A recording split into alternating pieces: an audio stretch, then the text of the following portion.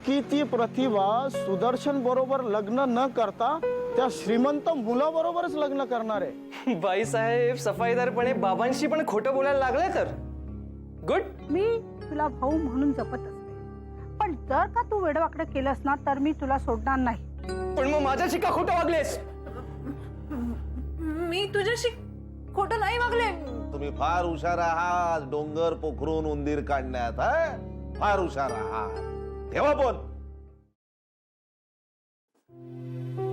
म्हणजे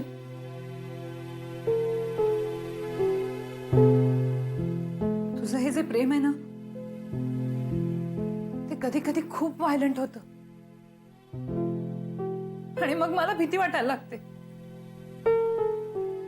आणि या भरात जर काही वेडवाकडं झालं तर? असं काही नाही होणार आहे, खरोखर असं काही नाही होणार आहे। मी तुझ्यावर खूप खूप प्रेम करतो, आय प्रॉमिस। असं माझ्या हातून काहीच नाही घडणार, आय प्रॉमिस। नाही ना, तुझ्यावर खूप प्रेम करतोय, मी तुझ्याशिवाय नाही राहू शकत। तू मला हवी आहेस माझ्या लाईफ मध्ये, प्लीज माझ्या लाईफ मधून दूर जाऊ नकोस। खरं सांग ना, तू पण तेवढंच प्रेम करशील ना माझ्यावरती? हो नक्कीच।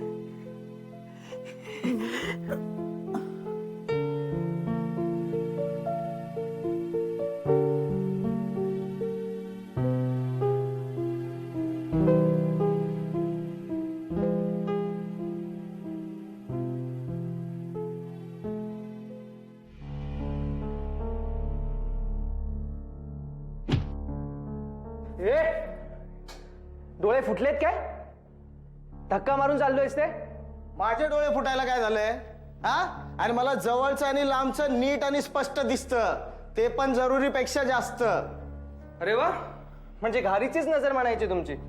घारीची म्हणा नाही तर दुसरी कोणती म्हणा, पण हा, घारीसारखी झडप मारायला आपण वस्ताद आहे, वस्ताद। अच्छा, म्हणून माझ्यावरती झडप, आय मीन धडकलात? धडकलो ते ठीकच आहे, पण काय तर त्या एका धडकीमुळे मी तुम्हाला ओळखून चुकलो बरं का। म्हणजे तू नाही, तुम्ही दीपक नैनाच्या ऑफिसमध्ये काम करत होता, आता नाही करत, आणि नैनावर प्रेमही करत होता। पण ती करते की नाही ते माहित नाही.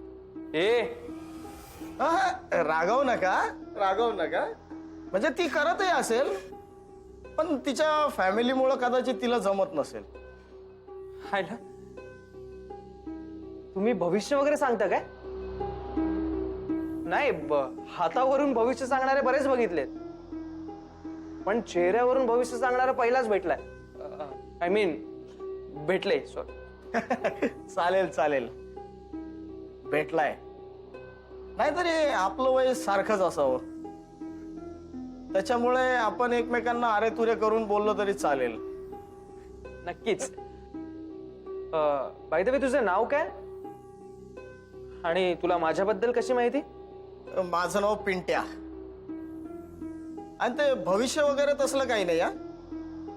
हा पण माहिती म्हणशील तर त्याच्यात आमची चांगलीच खासियत आहे. म्हणजे माझं कामच समज. म्हणजे डिटेक्टिव्ह? हा तसंही समज. मग इकडे कुठे डिटेक्टिव्ह गिरी करायला? आता हे सगळेच पत्ते मी जर एकदाच ओपन केले तर आमच्या कामाचं महत्व कमी होतं. त्याच्यामुळे मी तुला जास्त काही सांगणार नाही, पण हा तुझ्याबरोबर मैत्री करायला आपल्याला आवडेल. मला पण. बाय द वे, आता नैनाकडे तर नाही जातेस ना? नाही नैनाकडे नाही. इथे बरेचसे लोक राहतात ना, त्याच्यामुळे. बरं, लेट होत आहे. चल भेटू पुन्हा. चल बाय. बाय. काय दैव आहे. आणि दीपकची भेट होणं म्हणजे नक्कीच दैवाची साथ आहे. आता असे फासे टाकतो की नैना, दीपक, सुदर्शन आणि प्रतिभा, बस बाबा अभी खिचड़ी जल्दी से भट्टी पे डालनी पड़ेगी पकने के लिए, ताकि जल्दी से खिचड़ी पक जाए. मैंने कोई एडवांस बात तो नहीं करी.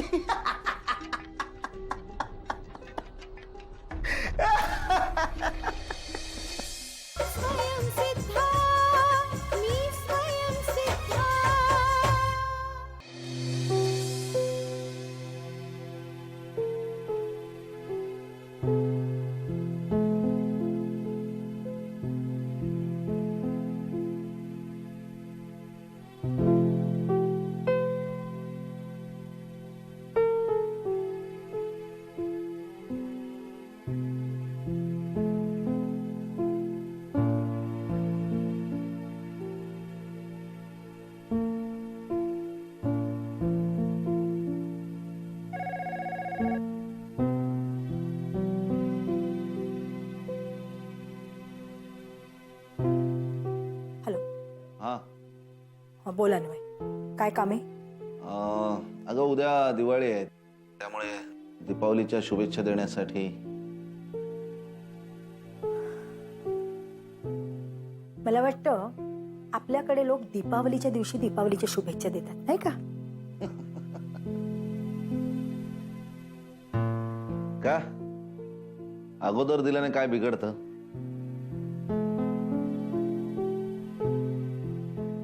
कसं आहे की कधी कधी माणसाला दिवाळीच्या दिवशी समजा बाहेर जावं लागलं आणि त्या गडबडीत तो शुभेच्छा देण्याचा विसरला तर, त्यामुळे आदल्या दिवशी शुभेच्छा देण्यास काहीच हरकत नाही. खरं तर हिंदू धर्माप्रमाणे वसुबारसेपासूनच दिवाळीला सुरुवात होते है ना, त्यामुळे आज शुभेच्छा देण्यास काहीच हरकत नाहीये. खरंय, तुझं म्हणणं अगदी खरंय. पण इतक्या आठवणींनी इतक्या वर्षांनी शुभेच्छा द्यायचं कारण? पुढे बाहेर जातोयस का उद्या? हे बघ शैलजा, माझं लग्न झाल्यानंतर आपला दुरावा निर्माण झाला होता. त्यामुळे आपण गुढीपाडवा, दसरा, दिवाळी या दिवशी शुभेच्छा देण्याचं टाळत होतो. पण आता तसं काही नाहीये. हो, कारण मी माझ्या बायकोपासून फारकत घेतले. आता तुला समजवण्याचा खूप प्रयत्न केला, पण तुझ्या हट्टापुढे तू मान झुकवायला तयार नाहीयेस. त्यामुळे आपल्यात पुन्हा एकदा कटुता निर्माण झाली. मला वाटतं आता ही कटुता विसरून आपण एकत्र यायला हवं. वा, म्हणजे इतकं सगळं होऊनही तू चांगला, तू करेक्ट नाही का? या सगळ्या प्रकारात वाईट कोणतं ती मीच आहे. माझ्या सट्टामुळे सगळं झालंय ना. मला मान्य आहे मला. मी माझं घर, माझं घरदार ह्याच्या प्रेमातच अडकून पडले होते इतकी वर्ष. आधी बाबा आणि मग सुदर्शन. पण सुदर्शन जर सामान्य मुलांसारखा म्हणजे इतर साध्या मुलांसारखा असता तर मी नक्कीच तुझ्या बरोबर आले असते.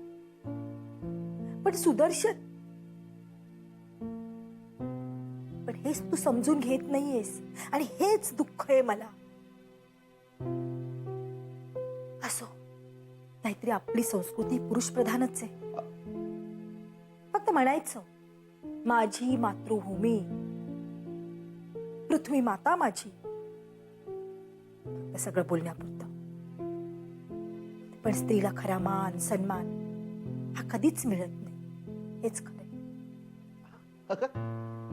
अगं ही बरोबरच आहे. पुरुष प्रधान संस्कृती आहेच आणि हे बघ मला त्याचा अभिमान पण आहे. आणि तुला एक गोष्ट सांगतो, हे बघ अजूनही तू विचार कर.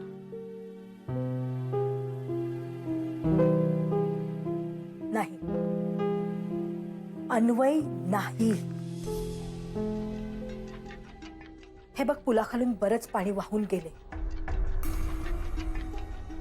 आणि आता मी एक नक्की केले. आयुष्यभर मी माझी एकटीच राहणार, हे अगदी नक्की.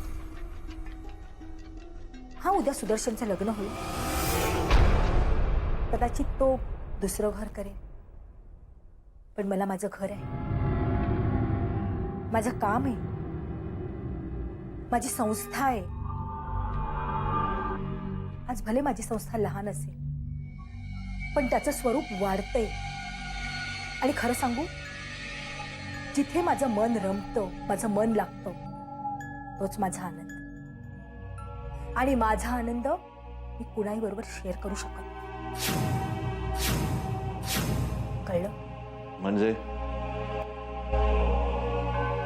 मी नाहीच समजायचं. ॲज अ फ्रेंड शेअरिंग चालेल, पण as a life partner no, कधीच नाही. कळलं? ठीक आहे, ठीक आहे, बघतो मी मला कसं सुख मिळवायचं ते. आणि एक लक्षात ठेव, जर मी सुखी नसेन ना तर माझ्या कुठल्याही प्रिय व्यक्तीला मी सुखी होऊ देणार नाही. हेच अन्वय, हेच मला आवडत नाही आणि हेच सगळं मला नकोय. आधी दीपावलीच्या शुभेच्छा द्यायच्या आणि मग त्याच व्यक्तींबद्दल वाईट चिंतायचं. शी, असं नसतं रे अन्वय, असं नसतं. कसं असतं ना ते मला पुरतं ठाऊक आहे.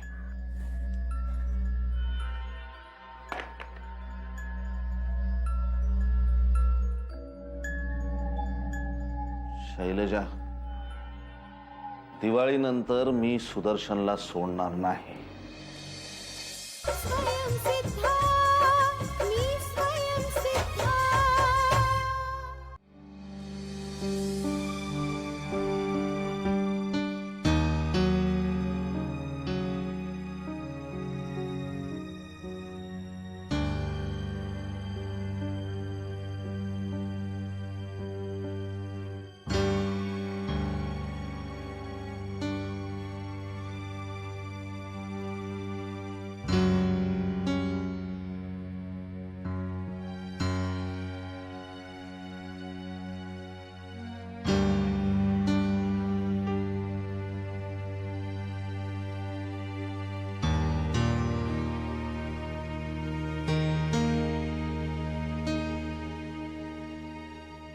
नाही ना बेटा, काय झालं बंटीकडे?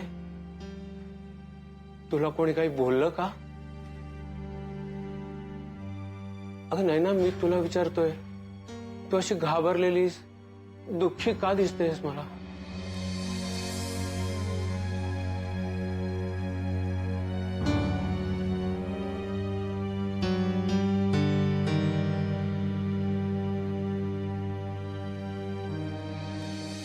अगं नाही ना, मी तुला विचारतोय.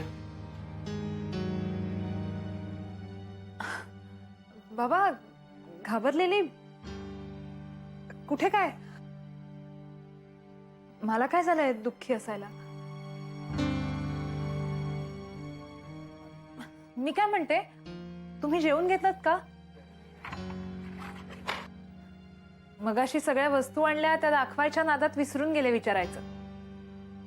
आणि मग बंटीच्या घरी कसा वेळ गेला कळलंच नाही ना. आम्ही दोघांनी जेवून घेतलंय, पण तुझं? मी तुला वाढतो, चल.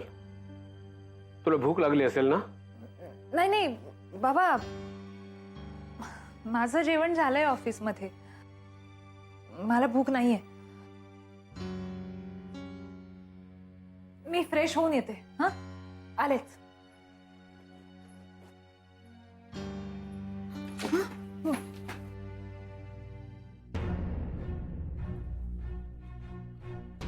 तुम्ही इथे कसे काय आणि आत कसे आलात?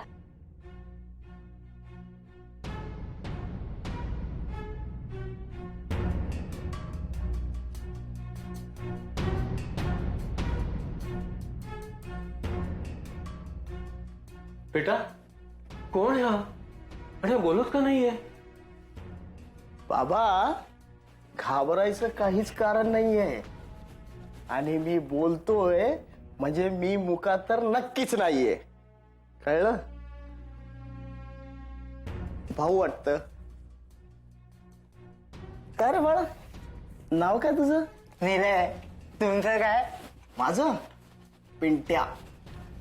आणि तू पिंट्या शेठ जरी बोललास ना मला तरी चालेल. पिंट्या शेठ. डोक्याने काय अर्धा आहे की काय? निलय, निलय, बस बस. फारच विचित्र दिसतोय.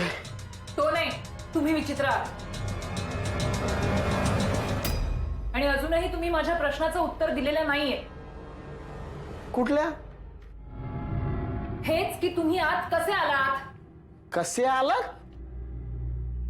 दरवाजातून. आकाशातून तर मुळीच नाही. फालतू जोक्स नकोय. ठीक आहे.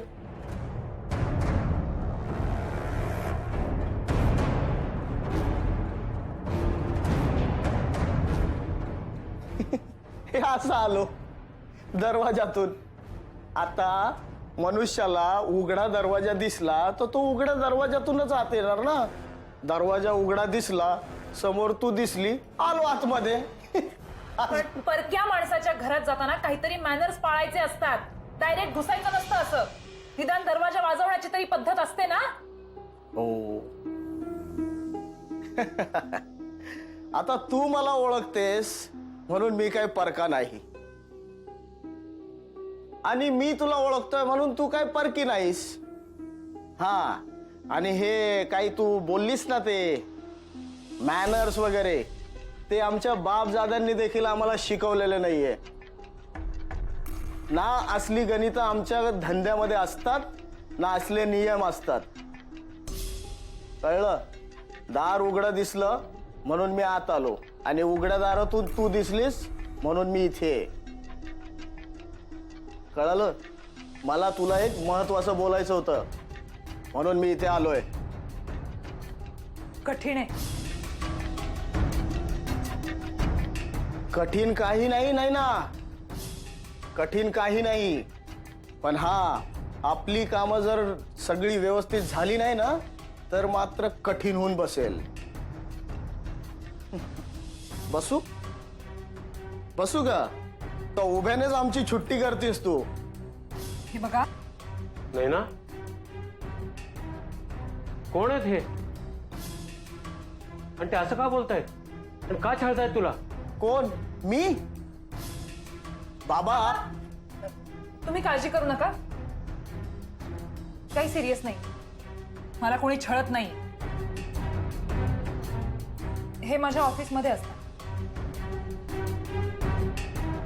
बोला, काय काम आहे? इथे सगळ्यांसमोर? नाही नाही, मला काय हरकत नाही, पण काय मला आहे ना एक तुला गंमत सांगायची होती, त्याच्यासाठी मी आलो होतो इथे.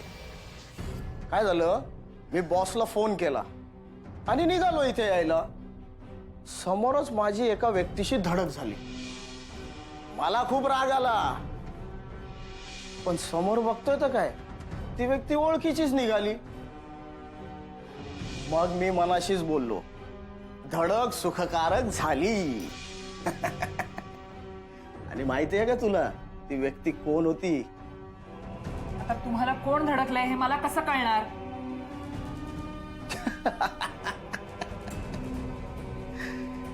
ती व्यक्ती होती दीपक.